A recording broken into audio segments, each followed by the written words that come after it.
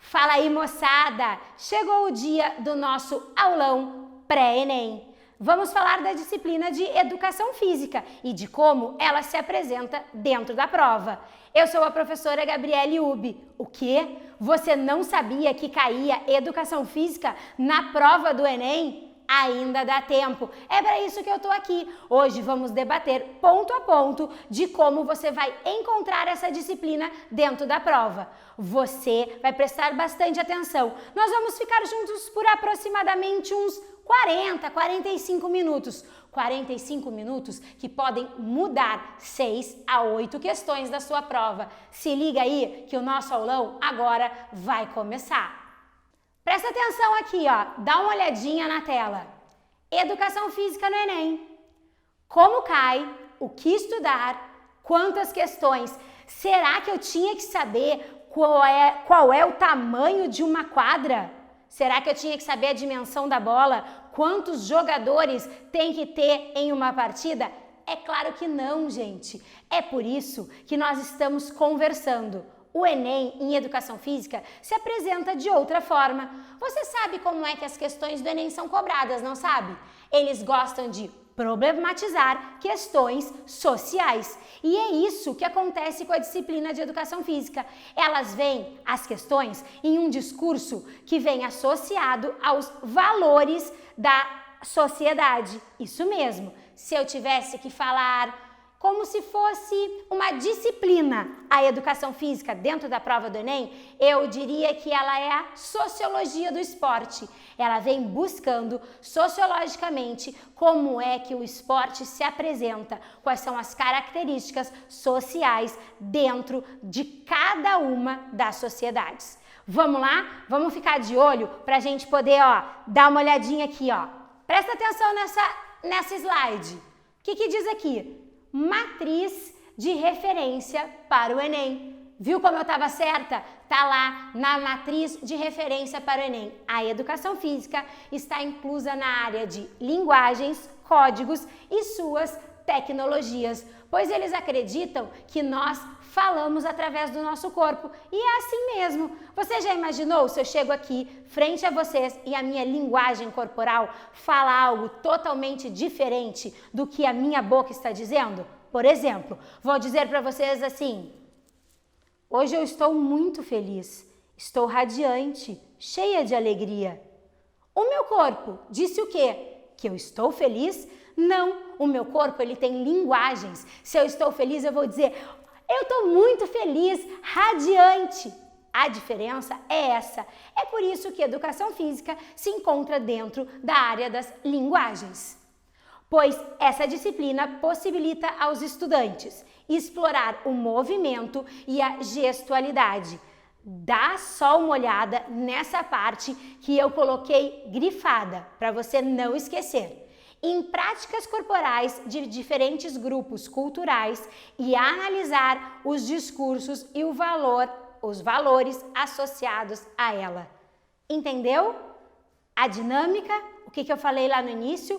Problematizar questões sociais, discurso de valores associados, bem como os processos de negociação de sentidos que estão em jogo na sua apreciação e produção. Isso está onde? Na matriz referência do ENEM. E aí você vem me dizer que Educação Física não cai no ENEM? Você está muito enganado. Assim, o que o ENEM fala? Espera-se que os estudantes manifestem as seguintes habilidades. Então, ele especifica na matriz curricular dele quais são as habilidades que ele vai pedir na prova, sobre o que ele pode falar relacionado ao esporte e à educação física. Vamos dar uma olhadinha? Vamos ler cada um dos tópicos. Olha aí. Competência de área 3. Compreender e usar a linguagem corporal como relevante para a própria vida integradora, social e formadora da identidade. Habilidade 9. Reconhecer as manifestações corporais de movimento como originárias de necessidades cotidianas de um grupo social. Habilidade 10. Reconhecer a necessidade de transformação de hábitos corporais em função das necessidades sinestésicas. Agora você parou e pensou. Você leu, Gabi, e eu não entendi, foi a nada. O que são habilidades sinestésicas? Habilidades sinestésicas são tudo aquilo que nós precisamos tocar, que nós precisamos sentir. Entendeu? Você não pode só ouvir que é aquilo. Imagine eu explicar uma técnica gestual, por exemplo, do voleibol, e dizer, você vai fazer o toque com a ponta dos dedos, vai flexionar as suas pernas e você não tocar na bola, você todos os dias treinar sem sentir. Estas são as nossas habilidades sinestésicas, necessidades de toque, de pegar as coisas. Vamos voltar lá para o que está escrito aqui na nossa tela?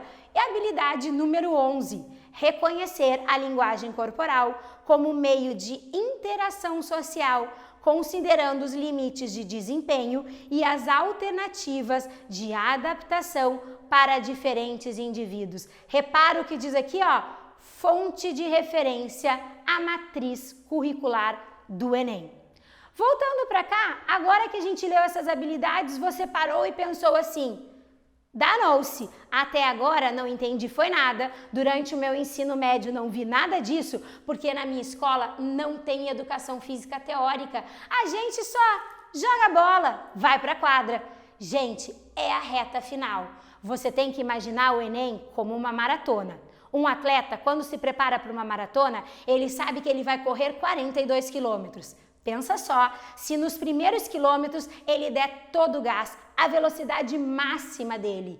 Quando chegar nos quilômetros finais, ele não vai ter mais fôlego? E aquele que veio devagarzinho, cadenciando a sua marcha, a sua passada, vai com certeza fazer o sprint final e ultrapassar ele que até então veio liderando.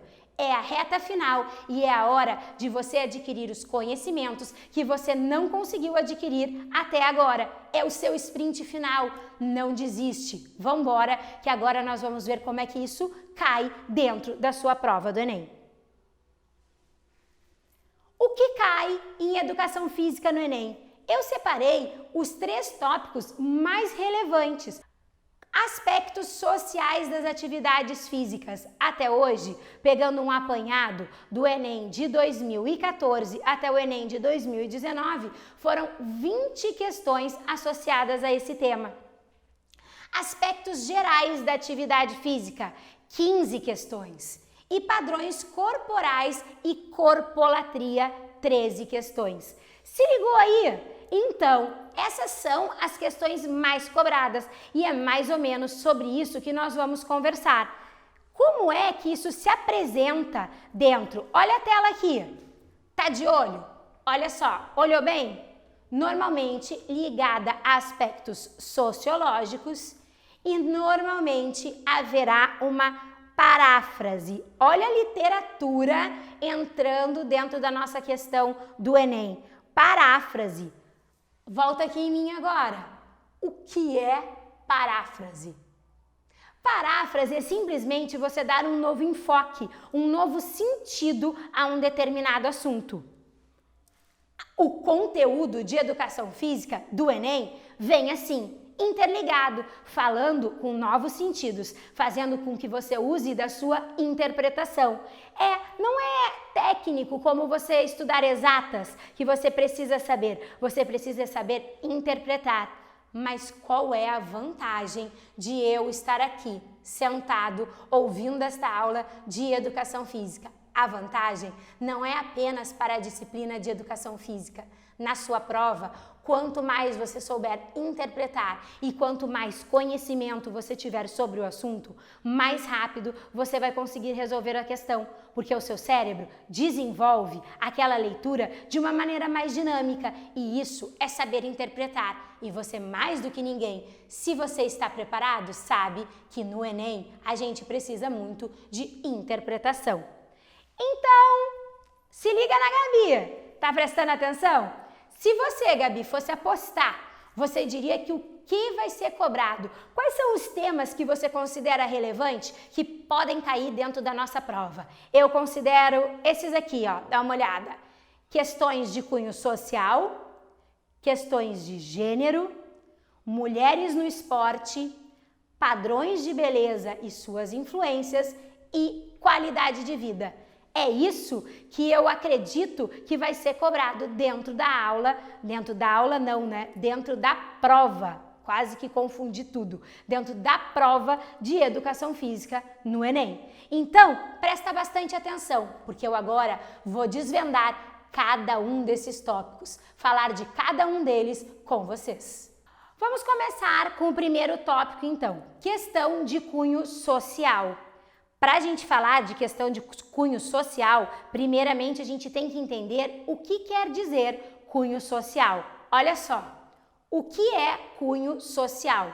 Cunho social é uma expressão utilizada para designar uma atividade de caráter humanitário, normalmente através de ações beneficentes. Um projeto ou um programa de cunho social é um empreendimento que visa dar respostas a uma ou mais questões sociais. Um filme de cunho social pretende expor alguma realidade que envolva problemas sociais. Neste contexto, a palavra cunho é aplicada no sentido figurado, com o significado de caráter ou índole.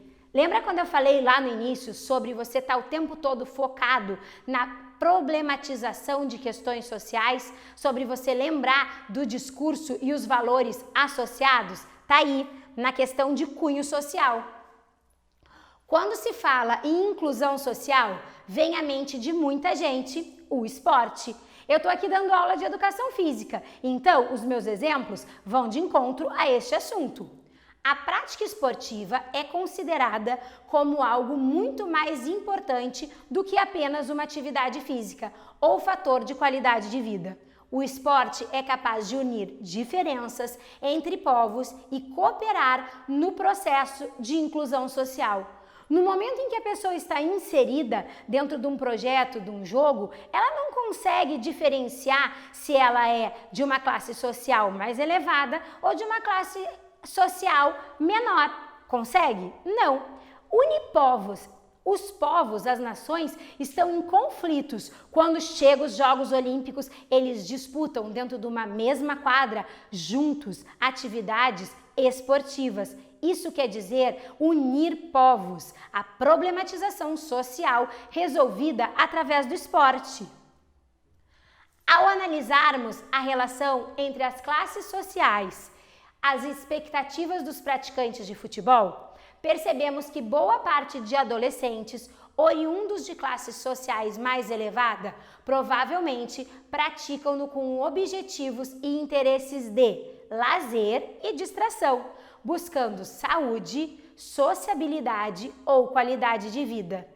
Entretanto, se observarmos as expectativas de adolescentes originários das classes sociais mais desfavorecidas, descobriremos que muitos de maior talento podem vir a enxergar neste esporte um caminho rápido, possível e viável de ascensão. Problematização de questão social. Tá aí dentro da prova do Enem. Ele quer que você consiga associar valores dentro dessa problematização. Somando a esses, encontram-se os aspectos sociais históricos e culturais que levaram ao surgimento, à difusão e à consolidação de diferentes modalidades esportivas em diferentes períodos e em diferentes sociedades. Por isso, cabe entender, por exemplo, as razões de, no Brasil, o futebol ter se tornado o esporte socialmente hegemônico. Nos Estados Unidos, o basquetebol. Em Cuba, o beisebol. Na França, o ciclismo. Na China, o tênis de mesa. No Japão, as artes marciais. No Paquistão, o cricket. No Quênia, o atletismo. E na Nova Zelândia, o rugby. Presta bem atenção no que diz aqui, ó. Somando-se encontram-se os aspectos sociais, históricos e culturais que levaram ao surgimento. Cada aspecto social e cultural fez com que cada esporte se difundisse de uma maneira mais hegemônica e mais latente dentro de cada uma das nações. E é isso que você vai levar para a sua prova do Enem. Esse é o pensamento, esse é o foco. Quanto mais você souber sobre essa difusão de história, cultura e esporte, mais chances você tem. Próximo tópico agora, nós vamos falar de uma questão muito importante. E para começar essa questão tão importante, eu vou colocar logo de cara na tela uma reflexão. Dá uma olhada no que está escrito aí na tela. Ninguém nasce mulher, torna-se mulher. Nenhum destino biológico, psíquico, econômico define a forma que a fêmea humana assume no seio da sociedade. É o conjunto da civilização que elabora esse produto intermediário entre o macho e o castrado, que qualificam o feminino. Esse trecho vem de o livro O Segundo Sexo, de Simone Beauvoir. Olha só! Vamos prestar bem atenção? Olha que coisa mais complexa isso que nós acabamos de ler. Ela está dizendo que não é definido pela forma como você nasce. O gênero, ele não é fisiológico. O gênero, está escrito ali, ó, o gênero, ele é aqui, ó, seio da sociedade, como a sociedade identifica. Então, já caiu no Enem e é bem provável que isso caia de novo. Pode ser até tema de redação. Você tem que falar sobre uma questão de gênero e sociedade. E quanto mais você se apropriar do tema, melhor. Você sabe qual é a diferença de sexo e gênero? O que define se você é do sexo feminino ou se você é do gênero feminino? Ué, mas Gabi, não é a mesma coisa? Não, não é. E a gente vai desvendar esse mistério agora juntos. Presta atenção aí no que diz na nossa tela. Gênero diferente de sexo. Distinção sexo e gênero. Sexo, classificação biológica, diferenças anatômicas e fisiológicas. O sexo ele pode ser masculino ou o sexo ele pode ser feminino. Volta aqui para mim agora, dá uma olhadinha. A mulher tá toda feliz, satisfeita porque ela está grávida. Fez lá o exame e deu positivo. Nesse instante, ela começa a se referir àquele ser dentro dela como o bebê. Porque até então, até o exame de ultrassonografia, ela não sabe se aquele bebê ele é um menino ou se aquele bebê ele é uma menina. Isso é uma questão fisiológica e anatômica. Você nasce com o sexo feminino ou com o sexo masculino. E o que o sexo determina? Vamos levar isso para a questão do esporte? A gente tem aqui, ó, a gente vai dar uma olhadinha e vai falar do Usain Bolt. O Usain Bolt, ele teve um recorde dos 100 metros rasos de corrida em 2009, que está completando, 10 anos. O Usain Bolt, ele correu os 100 metros em 9 segundos e 58 centésimos. Ele é um homem do sexo masculino. Fisiologicamente, a força muscular dele, a capacidade de conseguir se deslocar, ela é masculina. Agora vamos dar uma olhadinha nesse outro dado. Mulher mais rápida do mundo. Nos últimos 10 recordes dos 100 metros do atletismo, a melhor marca faz 30 anos foi de 10 segundos e 49 centésimos, da atleta americana Florence Griffith. Então, durante 30 anos, a gente tem praticamente esse 1 segundo de diferença fisiológica e anatômica do sexo masculino do sexo feminino. Você conseguiu compreender? Quer dizer que fisiologicamente nós somos totalmente diferentes e isso é o nosso sexo e é determinado pelo sexo que eu nasço. Quando eu nasci com o sexo feminino e o meu corpo ele é preparado para ser mãe. O corpo da mulher, ele demanda energias para a maternidade, ele guarda energia para a maternidade. O corpo do homem não, ele pode dispensar, perder mais energia de outra forma. E isso tem que ficar muito claro na cabeça de você que vai prestar uma prova do Enem. Lá você vai ter que saber claramente, principalmente na hora de escrever uma redação, o que é sexo e o que é gênero, para não acabar confundindo todo e entrar num tema todo distorcido. Aí agora a gente vai para a definição sobre isso, ó. Por que o homem é mais forte do que as mulheres?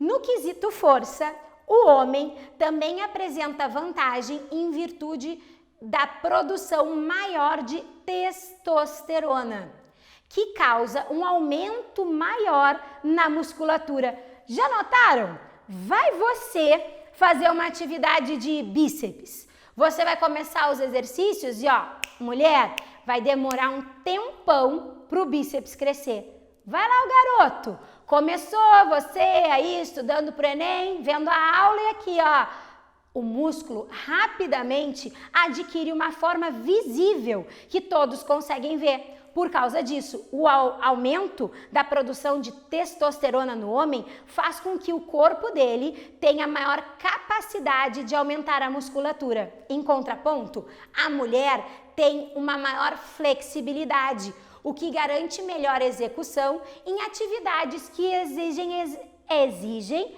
movimentos mais precisos. Há algum tempo atrás, existia o mito de que só as mulheres praticavam ginástica artística, ginástica rítmica, como se a mulher só existisse para fazer ginástica. Hoje em dia, temos muitos atletas homens que são excelentes ginastas, mas você consegue notar claramente que a musculatura deles acaba atrapalhando determinados movimentos. Mas você falou e não falou nada sobre o gênero. Vamos lá? Gênero diferente de sexo. Olha aí na tela o que está escrito. Gênero, classificação social.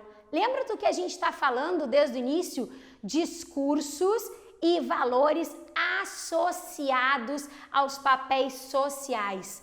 Papel social de masculinidade e papel social de feminilidade. Sociedades tradicionais estabeleceram divisões sociais de acordo com o sexo.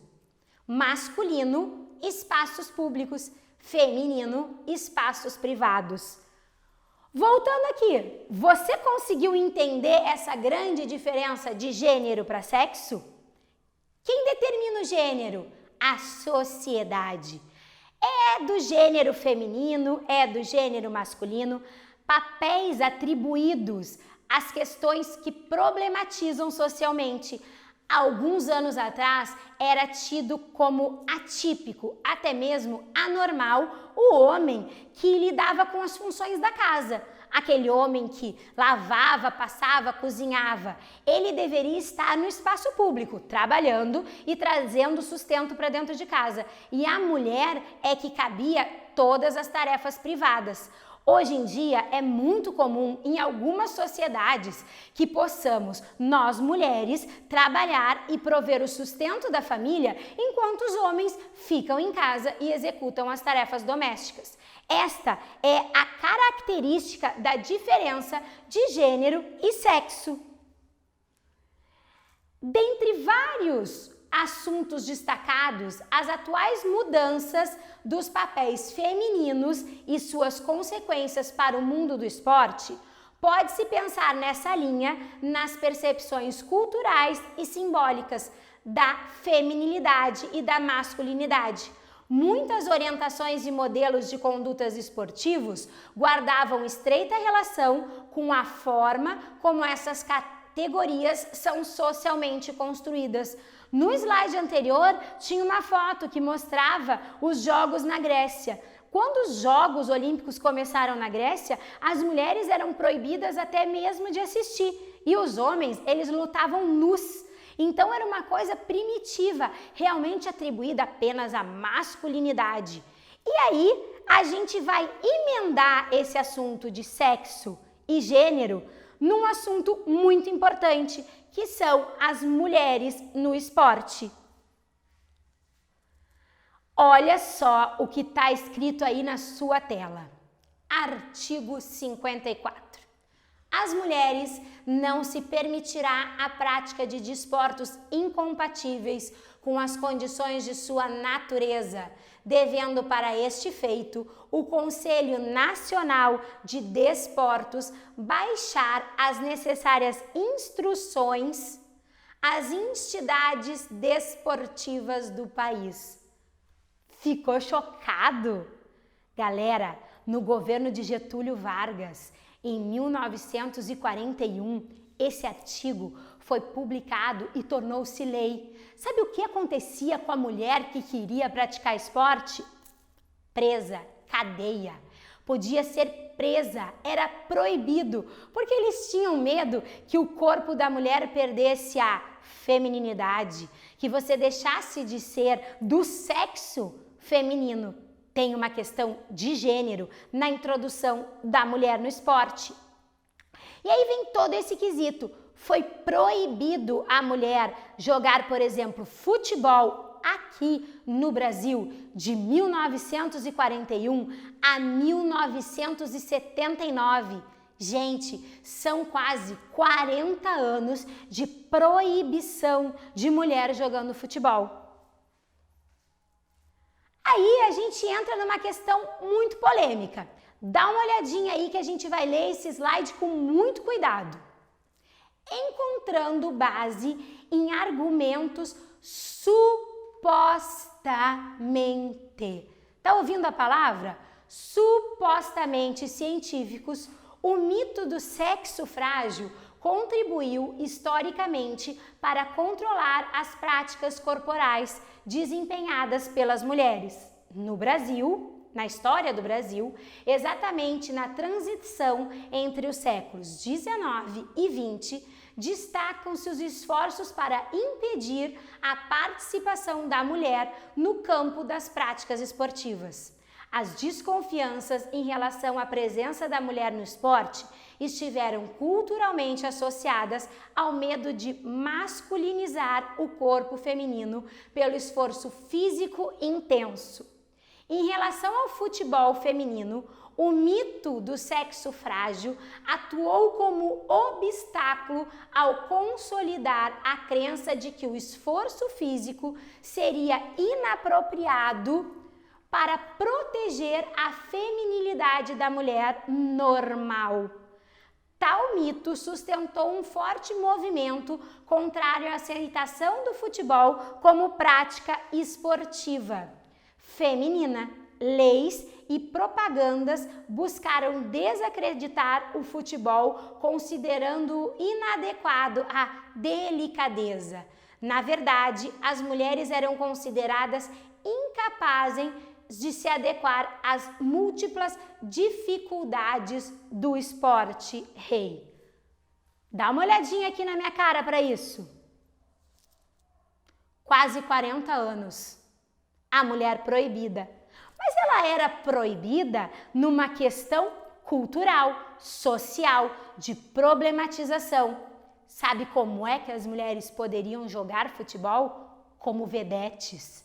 Isso, quase um espetáculo de circo. Elas usavam shortinhos curtos e os homens iam até lá para ver os corpos das mulheres. Elas eram quase que uma encenação de um futebol. Aquilo passou a ser um espetáculo realmente de circo, bizarro e culturalmente enraizado na nossa sociedade. Isso continua assim. Ainda se acha bizarro o futebol feminino. Ainda se acha que devemos estar atrasados em relação aos homens.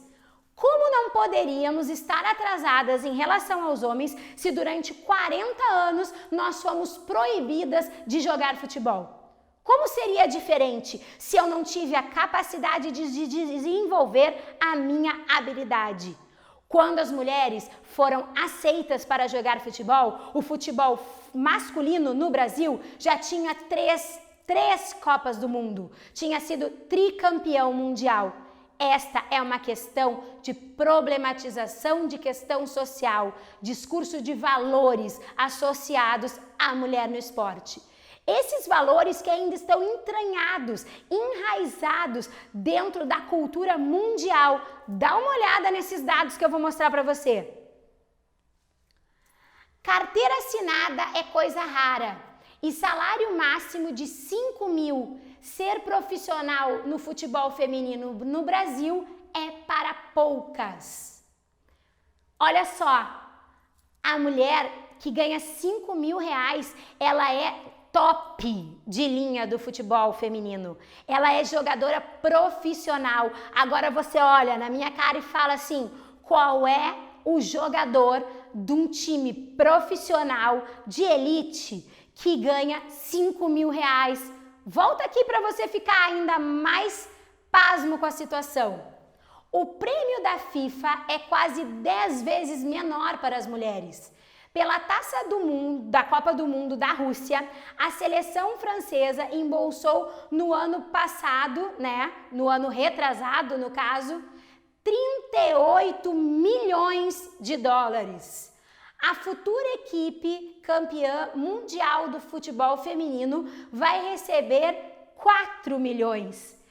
Galera, 34 milhões de diferença porque você nasceu com o sexo feminino e acham que futebol é uma coisa do gênero masculino. Tem mais! Salário do futebol feminino brasileiro se equipara ao da Série C masculina. Os homens ganham 118% a mais. É o que apontou um levantamento realizado com 10 mil profissionais da área. Você está entendendo isso? Para quem não entende muito de futebol e está assistindo essa aula do pré-ENEM, o que quer dizer a Série C? É a terceira fase que tem. Existe a Série A, Série B, Série C. A mulher que joga na Série A do futebol principal, ela ganha a mesma coisa que o camaradinha que joga lá, na Série C. Isso é historicamente enraizado.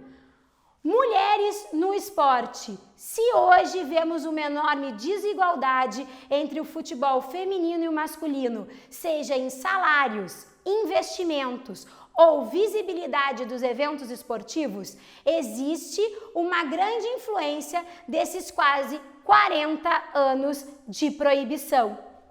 Se ligou? 40 anos de proibição?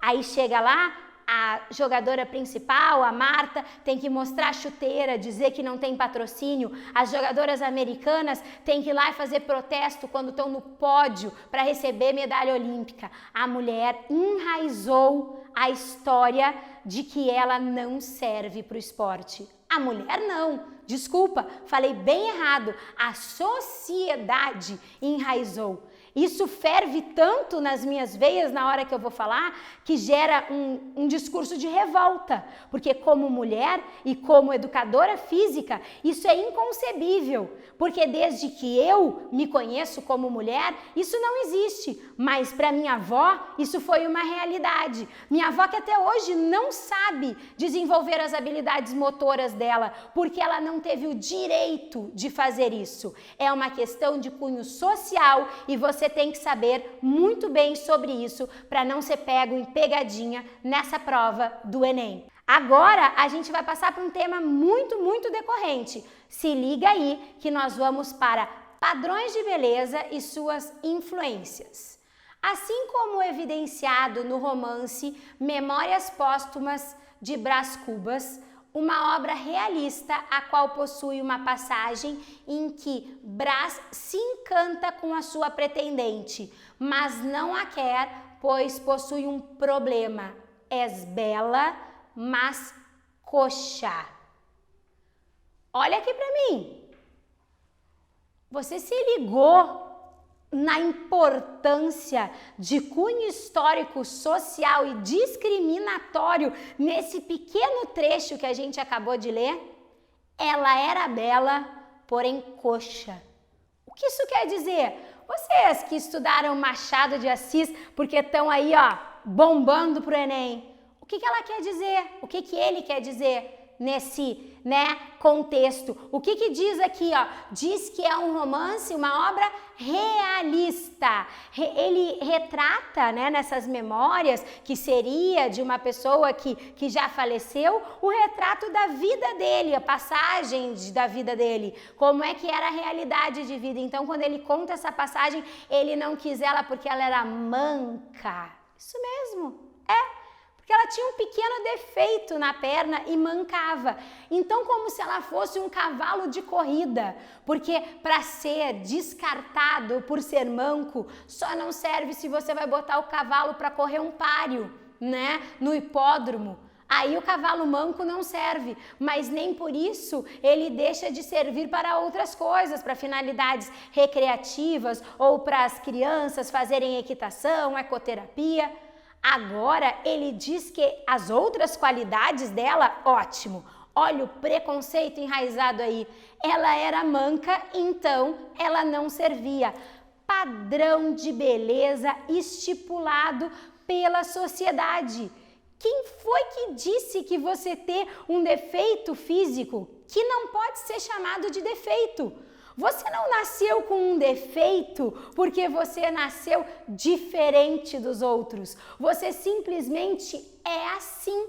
A pessoa que nasce com alguma dificuldade na sua mobilidade, ela não nasceu com um defeito. Só que para a sociedade, ela está fora dos padrões de beleza estipulados. Ai, coitadinha, tem um rosto tão bonito, mas tá gordinha, gorda. Isto, gordofobia, padrão de beleza estipulado.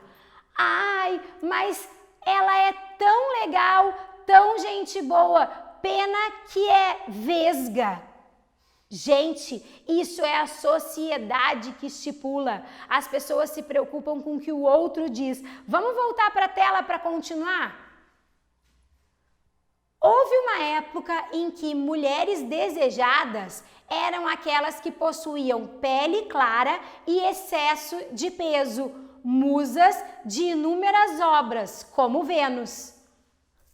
Tava bem eu, Pele clara, pouquinho gordinha, podia o quê? Ser musa das obras, porque eu estava dentro do padrão aceito pela sociedade. E isso influenciaria na minha vida, porque eu poderia virar uma escultura. Gente, não podemos permitir que isso aconteça. É enraizado, é historicamente, mas é um problema de questão social. Vamos continuar vendo esses padrões, ó. O que diz aqui? Padrões de beleza e suas influências. Anos depois, valorizava-se mulheres de seios fartos e cintura estreita, obrigando-nas a usar apertados corpetes que, com o uso frequente, podem oferecer danos aos órgãos abdominais. Se liga aqui. Lembra aqueles filmes de época que a gente vê? Aqueles peitos saltados para fora, aquela cinturinha bem fininha e a mulher lá dentro sem nem poder respirar, porque na sociedade era assim que ela tinha que se apresentar. Então, a influência que vinha diante disso era essa. Então, os padrões de beleza, eles são definidos hoje em dia pelas propagandas, isto é, resultante de uma vida capitalista que bombardeia tantas informações que a pessoa chega a esquecer a sua individualidade e a natureza da sua beleza. A gente está na era Na era digital, A gente principalmente nesse período aí tem ficado muito em frente às telas e temos quem? Os padrões de beleza, as nossas blogueiras e blogueiros que estão por aí com filtro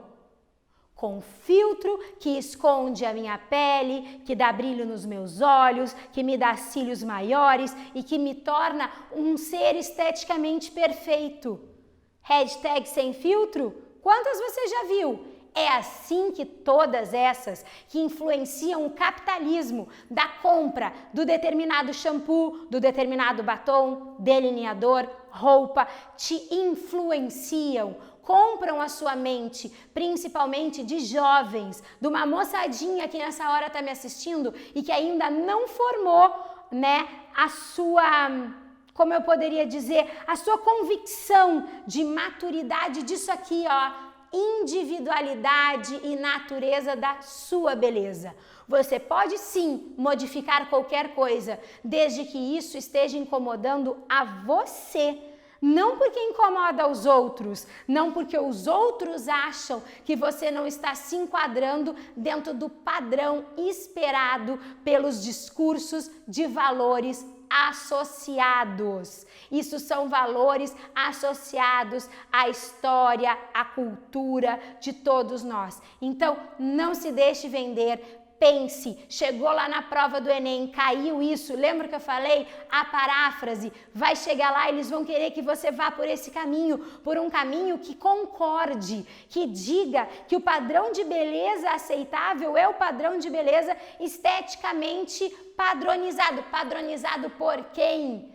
Quem decidiu que ser mais magra, mais alta, mais magro, mais alto, mais loiro, menos loiro é melhor?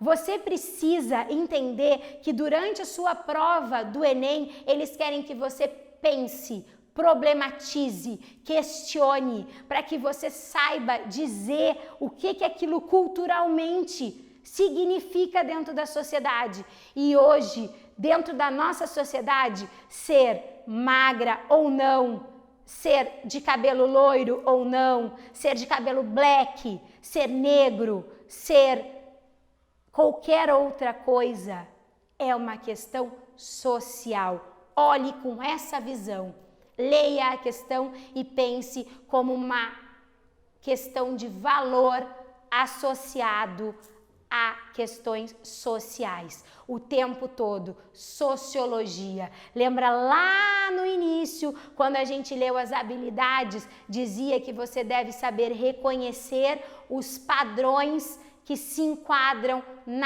nos grupos sociais, certo? Agora a gente vai para o último tema desse nosso aulão pré-ENEM. Você ficou aí até agora, você segurou a onda, você escutou, você absorveu o conhecimento e agora é o último tópico, vamos dar esse gás, porque a gente agora vai falar de qualidade de vida.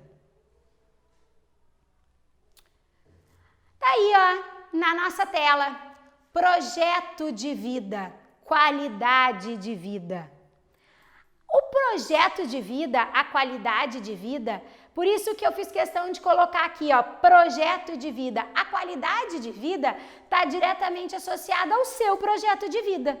Como é que eu vou determinar a qualidade de vida de um indivíduo sem eu analisar todo o contexto dos valores associados a essa qualidade de vida? Mas existe um índice que mede a qualidade de vida. Então a gente vai dar uma olhadinha agora aqui na tela, ó, nessa tabela aqui que eu coloquei. Vamos ver o que diz aqui, ó. O que determina, né, a qualidade de vida das pessoas? As condições socioeconômicas, culturais e ambientais gerais.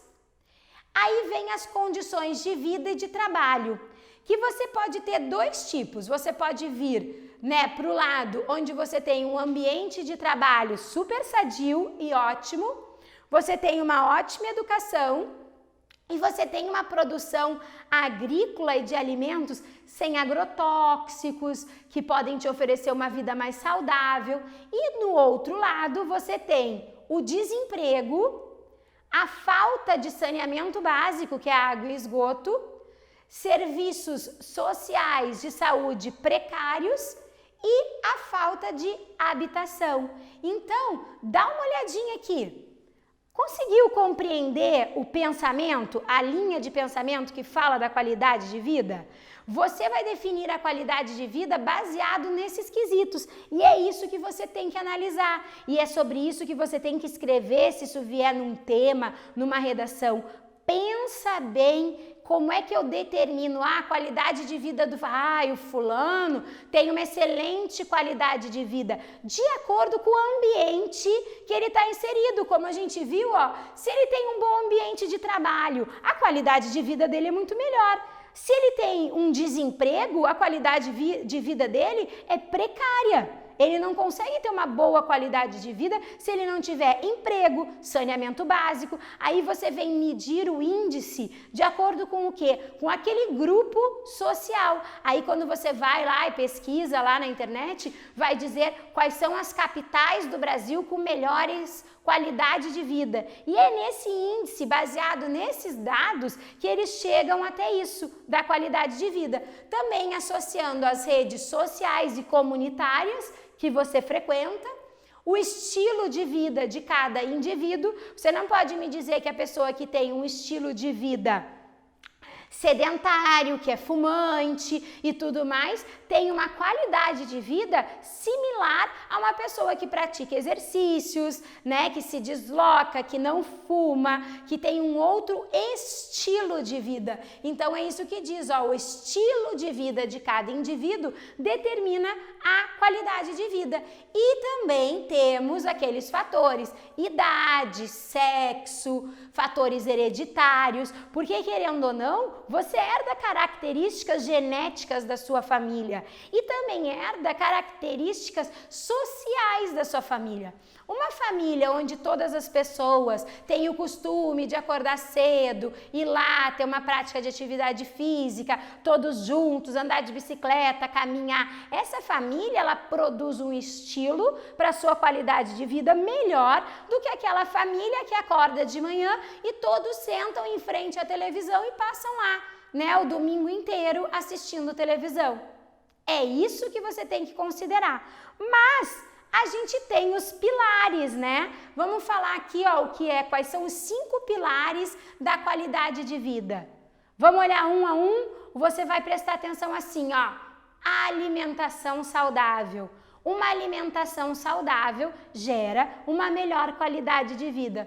Todos podem ter acesso a essa alimentação saudável? Quando você só tem condição financeira de comprar alimentos suficiente para sua família, você pode balancear o nível proteico, de gordura, de sódio que está inserido naquela alimentação? Você pode comprar alimentos que sejam mais ricos e mais saudáveis para o seu organismo? Problematização de questão social ligada à qualidade de vida, educação física dentro do Enem, na veia. É aí que a nossa disciplina mostra o seu enfoque. Você está falando agora nessa onda toda de coronavírus.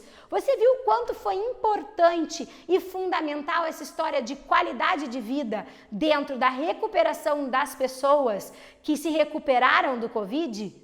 Você notou quantos jogadores de futebol tiveram coronavírus e rapidamente já estavam prontos para voltar a campo? Isso quer dizer que eles têm um estilo de vida que os defende, que causa uma imunidade para que eles resistam e se tornem novamente aptos, se recuperem muito mais rápido do que outras pessoas. Segundo pilar, as relações sociais em termos morais, gente. Relação social de termo moral determina a qualidade de vida. As pessoas que vivem num nicho onde as relações morais, elas são muito precárias, elas têm uma qualidade de vida muito inferior.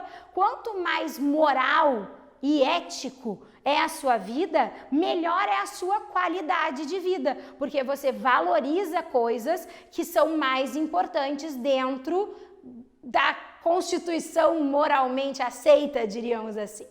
Vamos lá? Equilíbrio mental.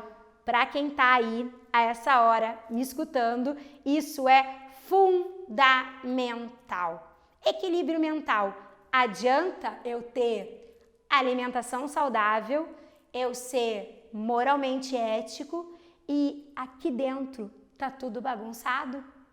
Eu posso estar no melhor lugar, com a melhor alimentação, sentada de frente para o mar. Se aqui dentro não tiver tudo bem, a minha qualidade de vida vai continuar ruim.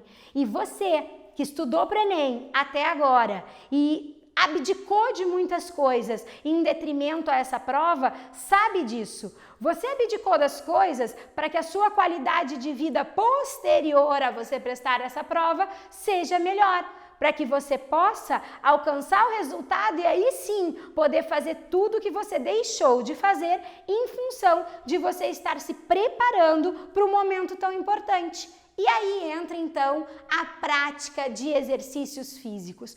Por que a prática de exercícios físicos é uma coisa tão falada, tão dita?